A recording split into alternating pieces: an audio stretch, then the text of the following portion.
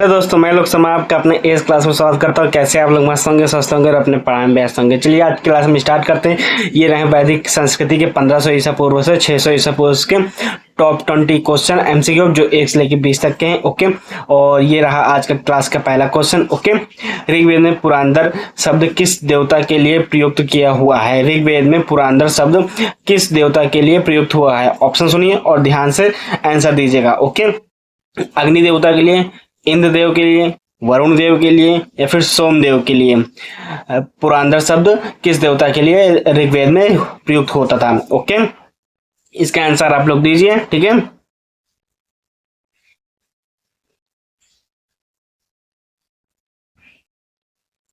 ऋग्वेद में पुरांदर शब्द किस देवता के लिए प्रयुक्त होता था? तो वो है इंद्र देव के लिए जो है ऋग्वेद में पुरांदर शब्द का प्रयोग होता था। ओके, ऑप्शन बी इसका सही होगा। ठीक है,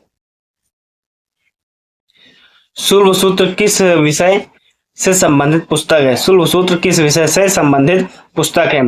खगोल, ज्योमेति, आयुर्वेद, व्याकरण। शुल्ब सूत्र किस विषय से संबंधित पुस्तक है? ओके, आप लोग इसका आंसर दीजिए।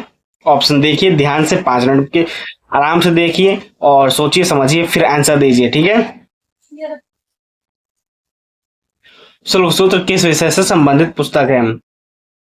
तो शुल्ब सूत्र जो है ज्यामिति विषय से संबंधित पुस्तक है। ओके, शुल्ब सूत्र ज्यामिति विषय से संबंधित पुस्तक है। ओके, ऑप्शन बी इसका सही होगा। ठीक है, अष्टोमा सदगमय कहाँ से लिया गया है? ये हमें कक्षा 10 की बुक में मिलता है, हिंदी की बुक में। अष्टोमा सदगमय जो हमें याद करने के लिए श्लोक दिया जाता है। ओके, यजुर्वेद, सामवेद, ऋग्वेद, अर्थवेद। अष्टोमा सदगमय, तमसोमा, इसके आगे भी होता है, बहुत सारा है।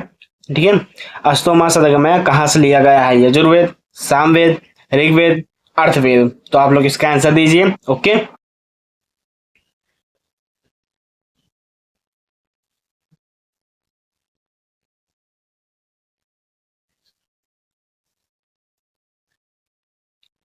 अष्टोमा सदगमय कहाँ से लिया गया है? तो अष्टोमा सदगमय जो है ऋग्वेद से लिया गया है। ओके, इसका आंसर सी सही होगा। ठीक है,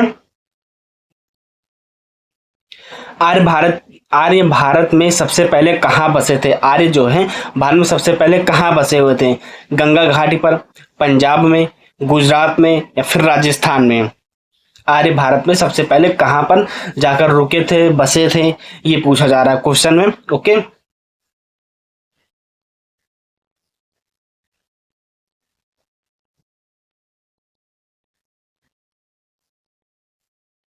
आर्य भारत में सबसे पहले जो थे पंजाब में जाकर बसे थे हुए थे। ओके, आर्य जो है भारत में सबसे पहले पंजाब में बसे हुए थे। ठीक है, ऑप्शन बी इसका सही होगा। ओके, चलिए हम 5वें नंबर पे आते हैं। 5वें नंबर का क्वेश्चन हमारा क्या कहता है? वेदों को अपौरुषीय क्यों कहा जाता है? मनुष्य द्वारा लिखे गए, देवताओं द्वारा रचित माने गए, राजाओं द्वारा लिखे गए, ऋषियों द्वारा संकलित।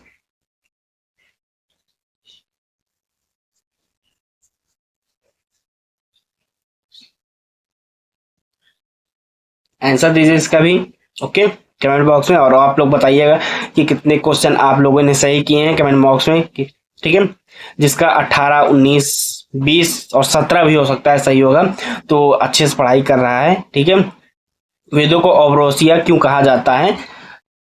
तो वेदों को औपरोसिया जो है देवताओं द्वारा रचित माने गए के लिए किया जाता है। ओके, औपरोसिया जो है देवताओं द्वारा रचित माने गए किया जाता है। ओके, ऑप्शन बी इसका सही होगा। ठीक है, वैश्विक वैशेषिक दर्शन के प्रतिपादक कौन थे? वैशेषिक दर्शन के प्रतिपादक कौन थे? पतंजलि, जैमिनी, अच्छपाद, गौतम जिसे कहते हैं, या फिर बादरायण। वैशेषिक दर्शन के प्रतिपादक कौन है? पतंजलि, जैमिनी या फिर अच्छपाद, गौतम, बादरायण।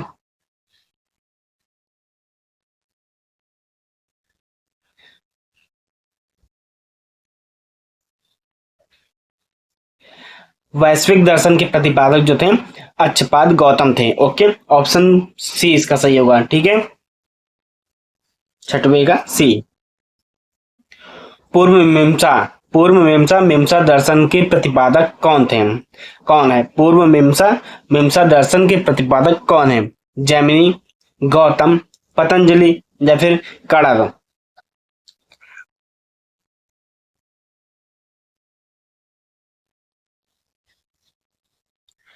पूर्व मीमांसा या मीमांसा दर्शन के प्रतिपादक जो थे जैमिनी थे। ओके, ऑप्शन ए इसका सही होगा। ठीक है। वेदांत उत्तर मीमांसा दर्शन के प्रतिपादक कौन है? वेदांत उत्तर मीमांसा के प्रति दर्शन के प्रतिपादक कौन है? कपिल, बादरायण, कणाद, गौतम?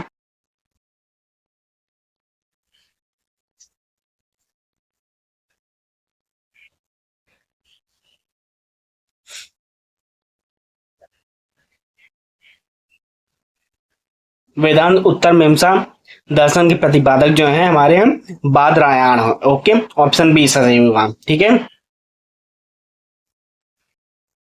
ऋग्वेद का कौन सा मंडल पूर्णतः सोम को समर्पित है?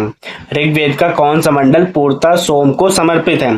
7वां, 8वां, 9वां, 10वां? कौन सा मंडल जो है सोम को पूरी तरह से समर्पित है? ओके।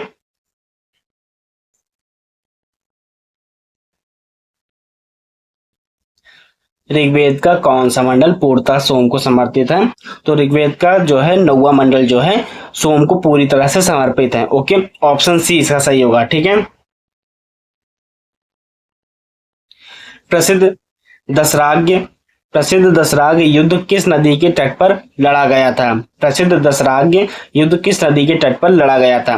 सरस्वती, परौसणी, सिंधु, यमुना?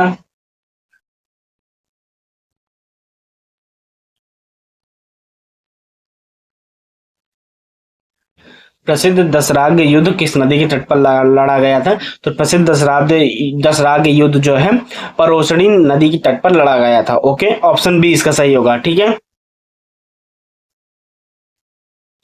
धर्मशास्त्रों में भू राजस्व की दर क्या थी? धर्मशास्त्रों में भू राजस्व की दर क्या थी? 1/4, 1/5, 1/6, 1/8?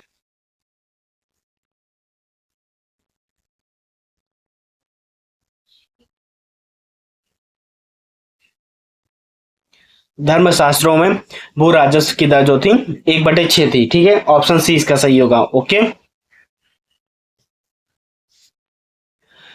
800 ईसा पूर्व से 600 ईसा पूर्व का काल किस युग से जुड़ा है? 800 ईसा पूर्व से 600 ईसा पूर्व का काल किस युग से जुड़ा है?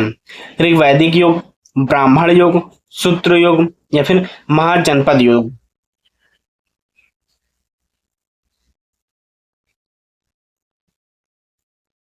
800 ईसा पूर्व से 600 ईसा पूर्व काल किस युग से जुड़ा हुआ है? ऋग्वैदिक युग, ब्राह्मण युग, शूद्र युग या फिर महाजनपद युग? तो 800 ईसा पूर्व से 600 ईसा पूर्व का काल जो है ब्राह्मण युग के काल से जुड़ा हुआ है। ओके, ऑप्शन बी इसका सही होगा। ठीक है। अहिंसा की अवधारणा स्पष्ट रूप से किस काल में उभारी है? अहिंसा की अवधारणा स्पष्ट रूप से किस काल में उभारी है? ऋग्वैदिक काल, उत्तर वैदिक काल, धर्मशास्त्र काल या फिर मौर्य काल?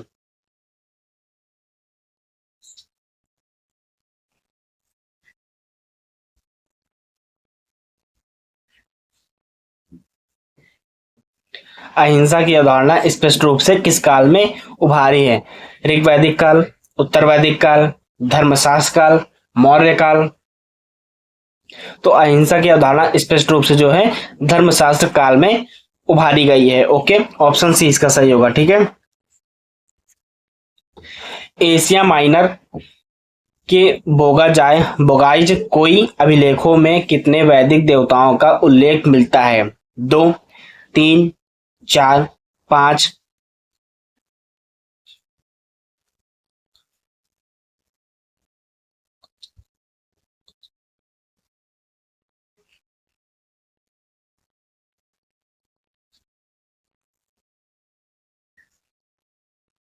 एशिया माइनर के बोगा जकोई अभिलेखों में कितने वैदिक देवताओं का उल्लेख मिलता है? 2, 3, 4 या फिर 5? तो एशिया माइनर के बोगा जगोई अभिलेखों में कितने वैदिक देवताओं का उल्लेख मिलता है? तो इसका आंसर सी होगा, चार जो है बोगा जगोई में अभिलेखों के वैदिक देवताओं का उल्लेख मिलता है, 4 मिलते हैं। ओके, ऑप्शन सी इसका सही होगा। ठीक है, गायत्री मंत्र किस वेद में मिलता है? गायत्री मंत्र किस वेद में मिलता है? सामवेद, यजुर्वेद, ऋग्वेद, अर्थवेद। गायत्री मंत्र किस वेद में मिलता है? सामवेद, यजुर्वेद, ऋग्वेद, अर्थवेद।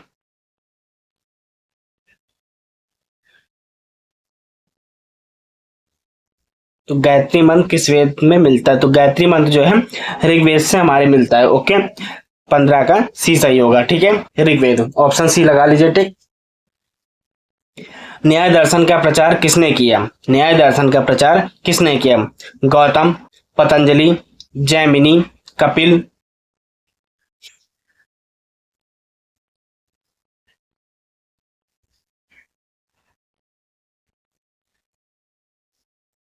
न्याय दर्शन का प्रचार किसने किया?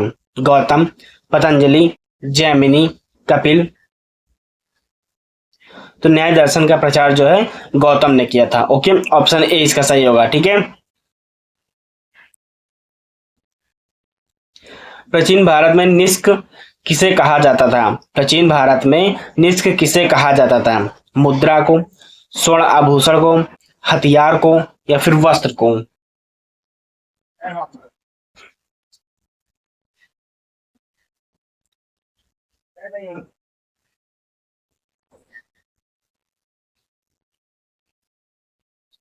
प्राचीन भारत में निष्क किसे कहा जाता था? प्राचीन भारत में निष्क किसे कहा जाता था? तो प्राचीन भारत में निष्क जो है स्वर्ण आभूषण को कहा जाता था। ठीक है, ऑप्शन बी इसका सही होगा। ओके, योग दर्शन के प्रतिपादक कौन है? योग दर्शन के प्रतिपादक कौन है? गौतम, पतंजलि, कणाद, बादरायण।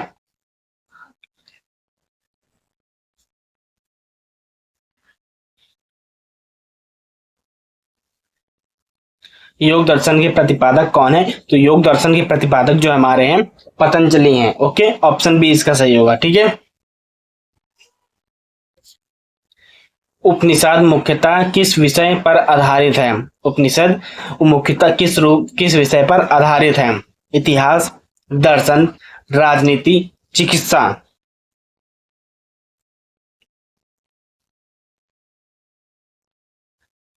उपनिषद मुख्यतः किस विषय पर आधारित है?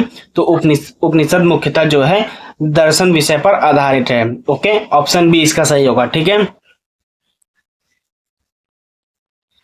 प्रारंभिक वैदिक साहित्य में सर्वाधिक वर्णित नदी कौन सी है? प्रारंभिक वैदिक साहित्य में सर्वाधिक वर्णित नदी कौन सी है? गंगा, यमुना, सरस्वती, सिंधु।